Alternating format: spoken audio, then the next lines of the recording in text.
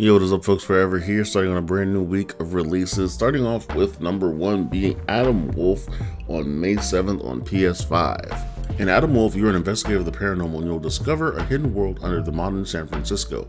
In this city, ghosts, artifacts, and secret orders and curses are just some of the things that Adam will come across working on his most important case. The game features 53 unique locations, sublime artwork, tantalizing storyline, unique case-solving mechanics, clever puzzles, and 4 convoluted mysteries.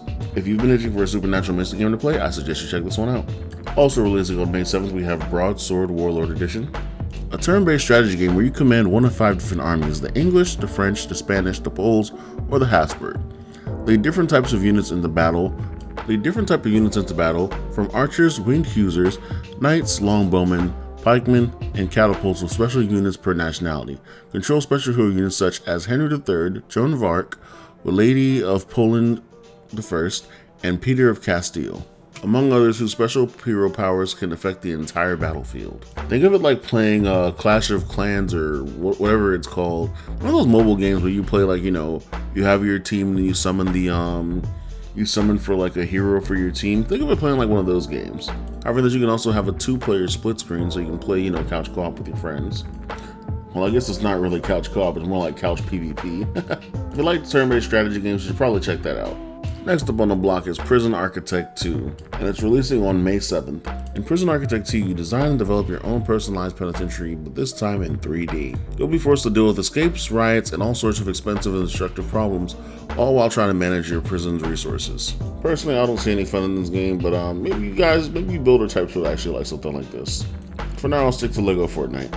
Moving into May 8th, we have Indica, a third-person story-driven game set in alternative Russia at the end of the 19th century, where religious visions clash with a harsh reality. Indica tells the story of a young nun who sets off on a journey of self-discovery with the most unusual companion by her side, the devil himself. Now, the game is actually receiving a mostly positive on Steam, which is, to be honest, in this day and age, that's something. And a lot of the bigger critics seem to be loving it as well. It's psychological, it's dark humor, it has occult stuff in it. What's not to love? Let me know if you're going to pick it up in the comments. And so we have another one on May 8th. This one is The Prisoner of the Night. Now, The Prisoner of the Night is a 2.5D single-player platforming game with a wide range of scenarios where a lovely girl named Nartide must survive terrible monsters and deadly traps in the darkest and scariest night of her life. With side-viewing platforming, the game has 159 stages with visuals ranging from dream to nightmare, amazing creatures, 12 special clothes that'll give useful skills to Nartide. I don't know, this kind of gives me like a horror-esque style Tim Burton game. But yeah, I actually don't like the way this looks because it kind of freaks me out. So while I obviously won't be picking it up, some of you probably will. Let me know in the comments how you feel about this. On May 9th, we have Animal Well, where you can explore a dense interconnected labyrinth and unravel its many secrets. Collect items to manipulate your environment in surprising and meaningful ways. Encounter beautiful and unsettling creatures as you attempt to survive what lurks in the dark. There's more than what you see. As far as Metroidvanias goes, this looks like your pretty standard Metroidvania. So you just have to wait and see what it looks like in the future when it comes to gameplay. I personally am not a big fan of Metroidvania games, but there are those of you out there that are. So I guess let me know in the comments if we're going to get this game.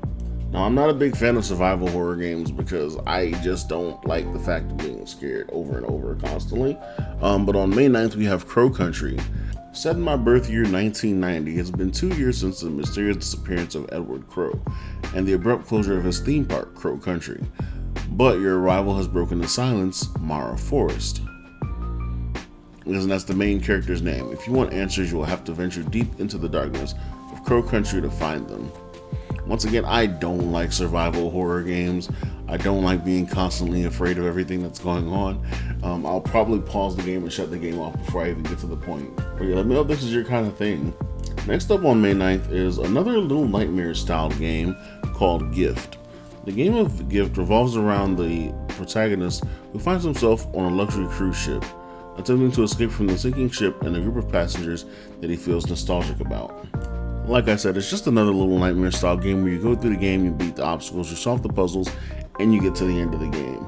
Honestly, there have been a lot of these popping up lately, and I'm not looking to get every one of them because it's not my style of game once again. But if this is your style of game, let me know in the comments if you plan on getting this. At some point we had to hit one of my type of games, and Imagine Earth is just that type of game.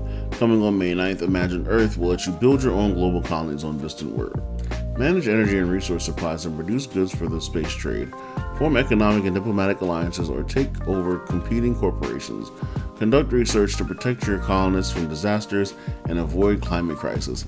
I love games where you can build your civilization as well as affect the worlds around you from the NPC or AI, whatever it is that's going to be creating your opposing force.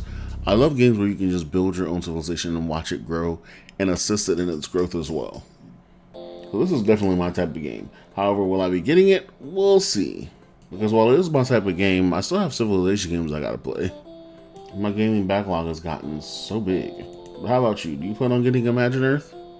Let me know in the comments. I have not had a good relationship with Pac-Man since I was a kid, and I still don't really like Pac-Man to this day. However, on May 9th, Pac-Man Mega Tunnel Battle Chomp Champs will be released. And you too can eat your way through multiple interconnected mazes using power pellets and a variety of power items to chomp the ghosts and opponent Pac-Man players. Be the last Pac standing at the end of each match in the 64-player Battle Royale to be the Chomp Champ. So now we've done it all. We've got competitive Pac-Man before GTA 6. I actually know a few people that will hop on this and play this, just because of the fact that it's Pac-Man and Pac-Man's one of their favorite games. I personally have Pac-Man phobia because of the PlayStation 2 Pac-Man RPG game. That game was definitely the source of a lot of my rage, not gonna lie. But let me know what you think in the comments. Are you gonna pick up the Pac-Man Mega Pac-Man Mega Tunnel Battle Chump Champs? As always, I am a fan of when older games get remastered, remade, redubbed, thrown into the future in a newer form, and this is just another one of those games that is coming from the past to haunt us. All that being said, I've never played Rainbow Cotton, and the remaster is coming to us on May 9th, so maybe this might be my time to get into it. This actually is a game that looks really fun. It's another one of those games that's reminiscent of the Raiden Fighter series. Now this is a complete remaster, and it is getting a bunch of graphical overhauls, audio overhauls. It's going to be adding new modes like 2-player. Just a bunch of stuff is going to be done to this game to make it come forward into the modern gaming era. But from the cutscenes and things, you can tell it has a deeper story to tell as well. So I'm going to keep my eye on this. How about you guys? Let me know in the comments how you feel about Rainbow Cotton Remaster. And last but not least, we have Jack Holmes Master Puppets. Once again, I am not a fan of the survival horror genre. Now this game is a survival horror first-person shooter where you must manage your ammunition well, explore varied scenarios, and face nightmarish beings while investigating the macabre experiments with children. Oh god, this is horrible.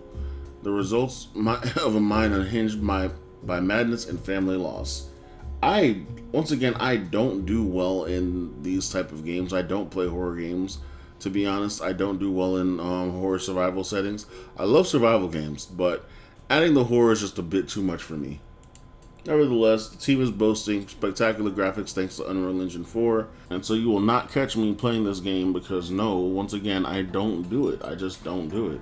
I'll take horror, that's cool. I'll play survival, that's cool. I'll play them separately, but never together. But once again, if this is your type of thing, let me know in the comments if we're going to be picking up Jack Holmes Master Puppets. And because I got so busy in my rant earlier, it drops on May 10th if you're interested in this type of thing. Anyway, that's pretty much it for this video. Thank you guys for watching. I'll catch you guys in the next one. It's been forever. Peace out.